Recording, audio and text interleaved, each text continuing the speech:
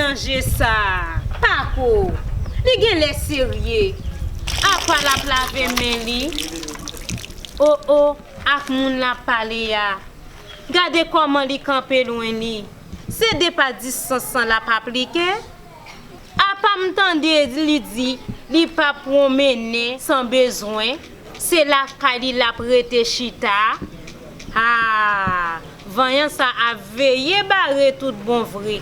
Met mon kounye ya, chef ronfle ya, sans pitié ya. Coronavirus ça pour pas attaquer li. Bravo voyant, n'a suivi vous.